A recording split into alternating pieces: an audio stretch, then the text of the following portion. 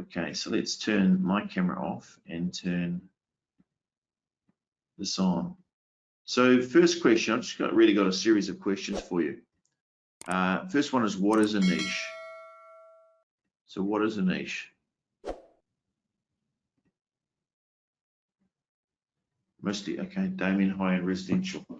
Okay, what is a niche, guys? A niche is just a sub-market. A niche is just a sub-market. All right.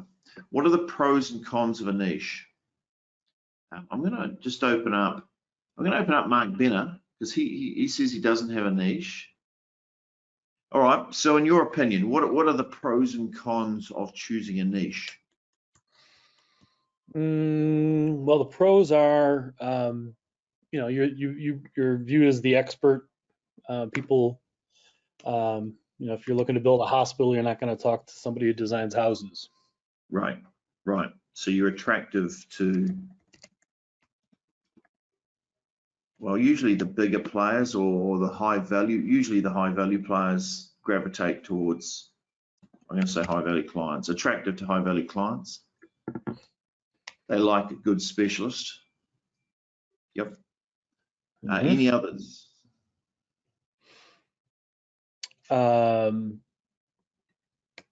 Well, you're also able to, you're going to target a more specific group, be able to cater your message to them.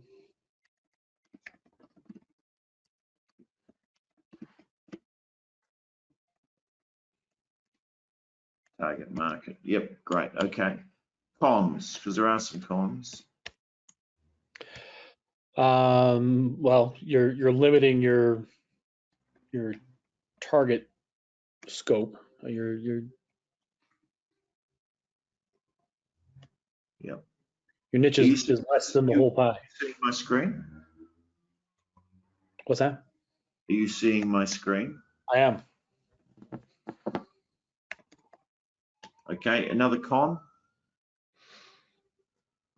You could have the wrong niche.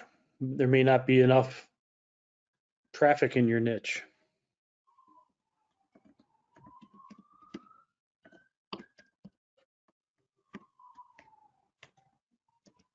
Use the fishing analogy. Might be too small to fish in. Yeah, not enough fish. It's probably not enough fish. Or fish with not enough money. Yes, right. Or skinny fish. Okay. Okay. Is there a way around that? Is there a way around not being a niche specialist, but getting all the benefits of having a niche? Multiple niches. Yep. Yep. Yeah, the way I look at it, I almost imagine a, you know how you have the cube, a circle, and it's divided. Let's say it's divided up into 8 different quadrants. The circle, and each quadrant represents a different niche that you could target. And then pointing into each quadrant is a marketing system. So I might as well see if I can quickly whip one up, because this is a big thing that people, it's a big mistake they have.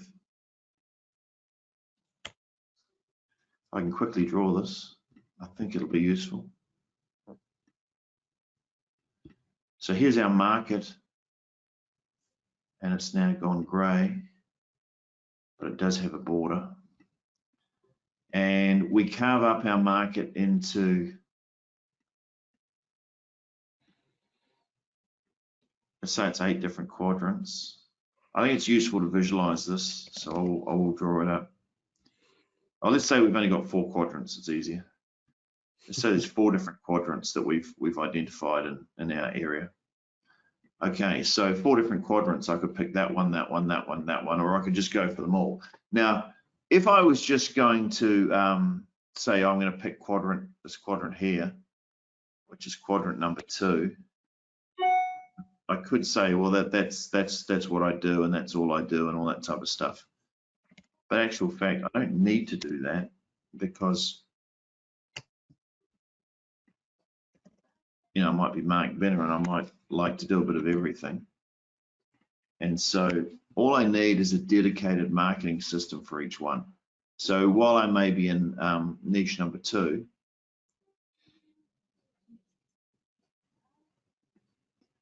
it's actually and this arrow represents my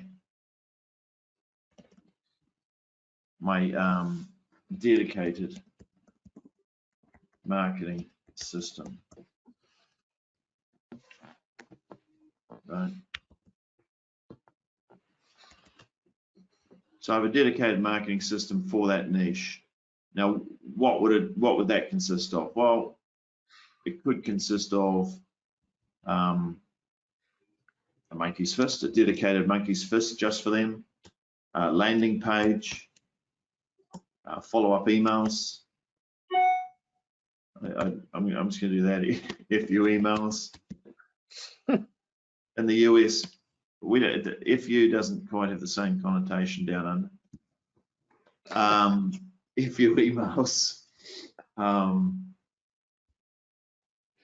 Maybe even a dedicated website, or at least a dedicated web page, right? Web page or website, and that could be your marketing system. Right?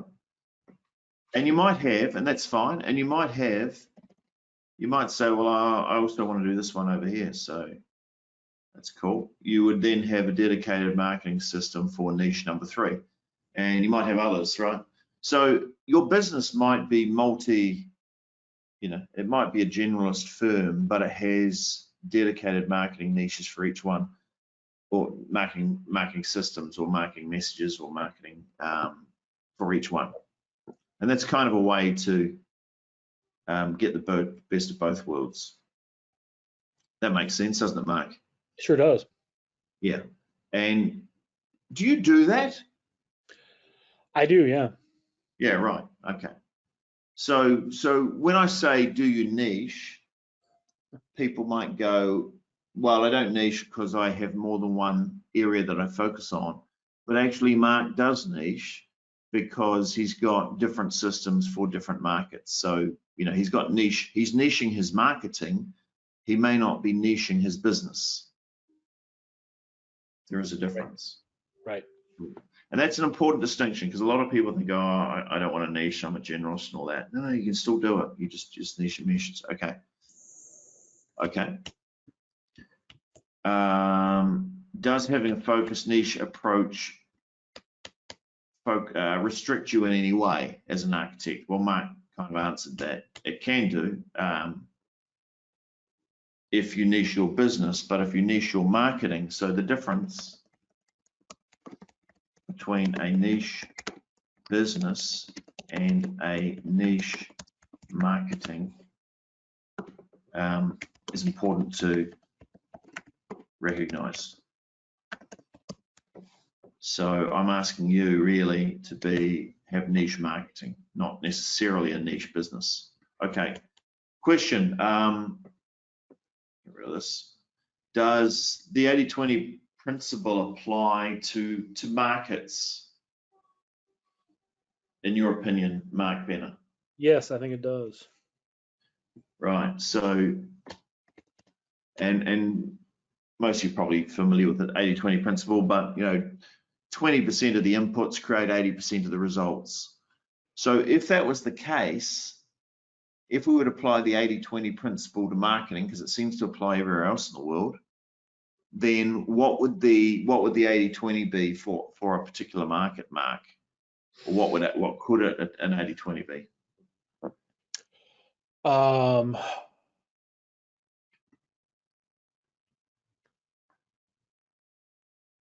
80-20 of a particular market.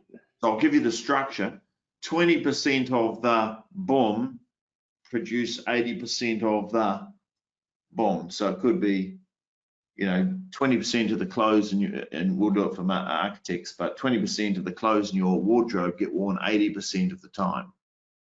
20% of criminals create 80% of the crime. 20% of the marketplace creates 80% of what? 80% of the high value projects. Yeah, probably. Probably. I mean, it seems to be how the 80-20 principle works. Mm-hmm. So it could well be that 20% of the customers in any particular market spend 80% of the money. Right. Right? Well, that's what the 80-20 principle says. Mm-hmm. Probably 20% of the projects in any year that you do create 80% of your fulfillment. 20% of them you loved, 80% were, 20% you hated, and 60% were kind of in the middle. But 1 in 5 you just absolutely loved that project, right? But it could be true that 20% of the 20% of the clients or 20% of the projects spend 80% of the money. Now, right. And we're talking about high value clients, right? In this thing here, if we were going to niche, we might as well niche on high value clients. There's a spreadsheet, there's a sheet I want to bring up. Okay, so not all markets are equal. So some are more equal than others. We know the 80-20 principle says that, and it seems to be true most places. There's no reason why. We know, 20% of the salespeople make 80% of the sales in most companies. 20% of the salespeople sell 80% of the sales. With companies that have a big long product line, 20% of the product range makes 80% of the sales. There's a few things that generate 80% of a business's revenue, often. So, does the 80-20 principle apply? Yeah, probably in some markets. I mean, it probably doesn't apply everywhere exactly 80-20, but there is a swing to the 80-20 principle everywhere. So therefore, we really need to find in this exercise what are the 20% of the market. So I want everybody just now, while you're thinking about it, is I want you to think about, of all the different markets that you could target, can you think of the 20%? Is there one particular or one or two markets that you know of that seem to be exponentially better than the others?